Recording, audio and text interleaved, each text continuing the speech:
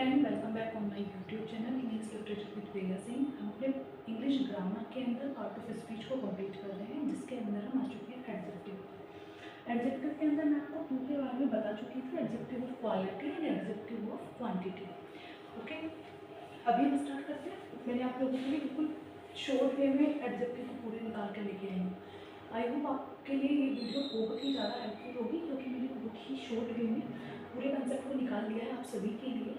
अभी आप इतना इस सभी के बेस पर आपके लिए सेंटेंस के अंदर से एडजेक्टिव को फाइंड करना बहुत ईजी हो जाएगा।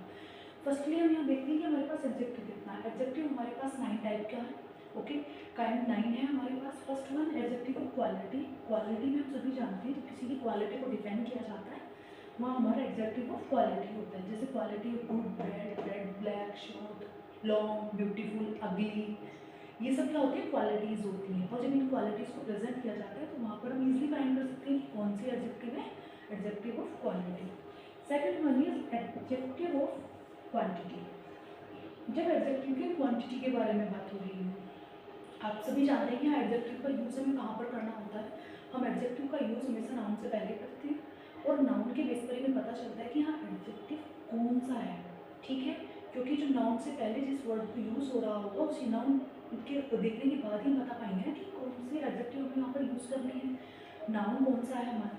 तो उसी के बेस पर क्या होता है, हमें एडजेक्टिव को फाइंड करना होता है। सेकेंड है हमारी adjective of quantity. Adjective of quantity के अंदर आता है some, any, little, much, all, enough. ये कुछ क्वांटिटी होती है किसी चीज़ को प्रेजेंट करने की। जैसे सम, अगर सेंटेंस में हमें क्वांटिटी फाइंड करनी है तो सम आया, any, little, much, all, enough, all students coming, ऐसे बोलते हैं ना। तो ऑल स्टूडेंट, स्टूडेंट क्या है वहाँ पर, कॉमन नाउन हो गया ना, किसी को इंडिकेट करके नहीं बोला गया।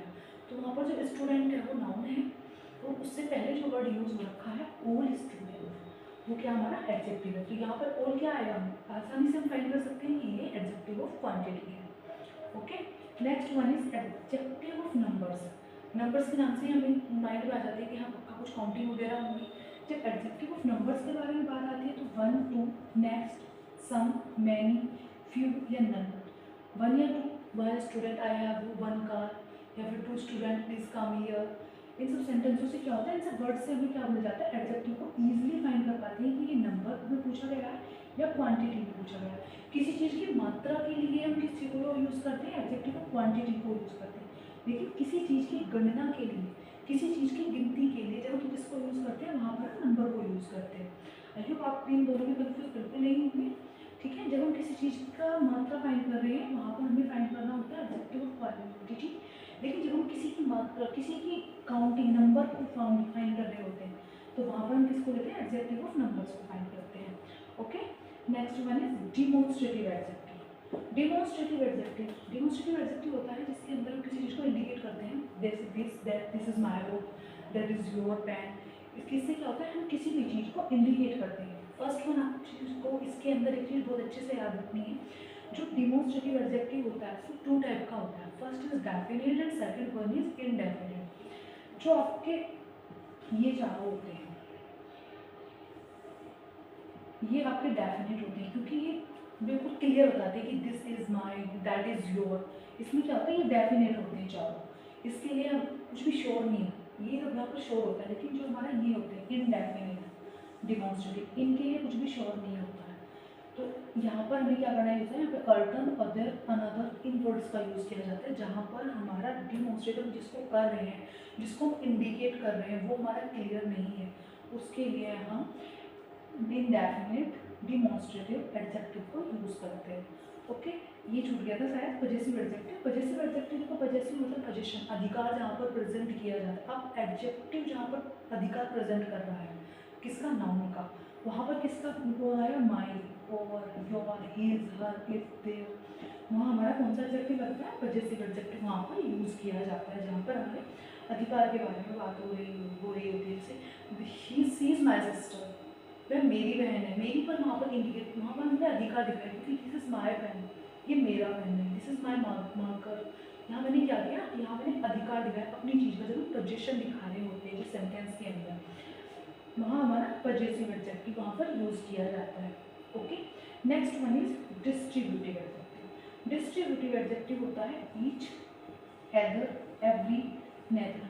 जब हम किसी को इंडिकेट के वर्ड को यूज़ कर रहे होते हैं, distributive adjective, each student, counting, each के लिए पूरे में से एक, या तो सभी या फिर ईच में से कोई एक, एवरी ये तो सभी के बारे में बात कर रही होगी या फिर पूरे समूह में से किसी एक सिंगल के लिए बात हो रही होगी, वहाँ पर हमारा होता है डिस्ट्रीब्यूटिव एडजेक्टिव। आपको याद रखना है ये हमेशा नाउन से पहले ही यूज हो रहा होता है और आपको वहीं से इनको यू पकड़ना होगा। ईच, एदर, एवरी, नेदर, ये हमारे डिस्ट्रीब्यूटिव एडजेक्टिव हैं। आप लोग इस चार्ट को ऐसे ही रेडी कर लेना, ये आपके लिए बहुत हेल्पफुल रहेगा।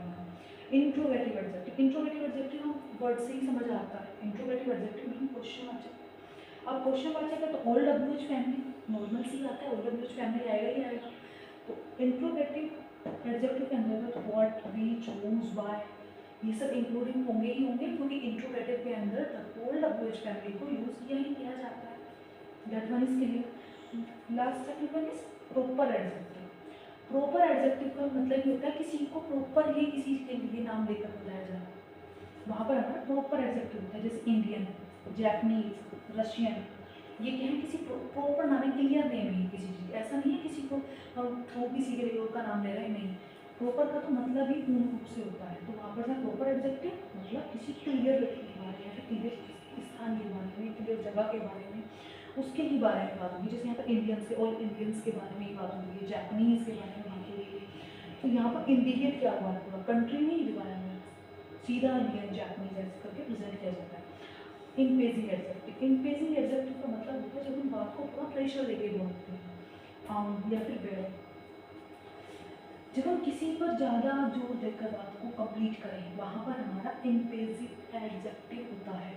जैसे किसी भी चीज़ के लिए हमें बोलना होता है कि ये मेरी थी, ये मैंने भी देखा, भाई मैंने, he is my husband, I see my house, my own eyes, I see own eyes. तो मैंने ही इज़ माई हस्बैंड, वो मेरा हस्बैंड है, मैंने उसे अपनी आंखों से देखा। नॉर्मल सी बात है, सब अपनी ही आंखों से देखते हैं, लेकिन उसने अपनी ही आंखों से देखा, इस चीज़ पर जोर दिया। तो यहाँ पर उसी जोर देने को बोला जाता है emphasizing. He is my husband own, I saw own eyes, मैंने उसे अपनी नज़रों से देखा, अपनी आंखों से देखा। तो यहाँ पर क्या किया जा रहा है, इसको फोकस किया जा रहा है।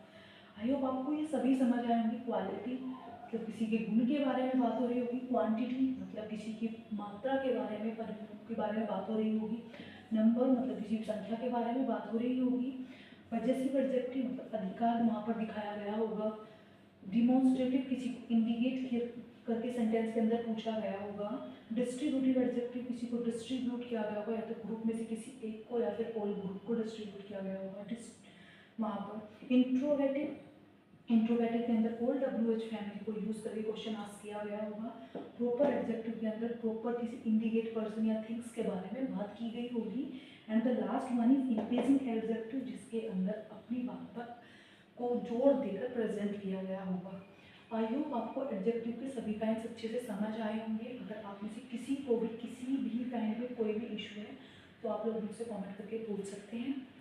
आई होप डाउट, मुझे लगता नहीं कुछ भी होगा, लेकिन अगर आप लोग को कुछ भी डाउट है किसी भी एडजेक्टिव में, कोई सा भी एडजेक्टिव ऐसा काइंड है जो आप लोगों को सही से समझ नहीं आया है, मैं आपको फिर से समझाने के लिए तैयार हूँ। आप लोग मुझे कमेंट में बता सकते हैं। Thanks for watching.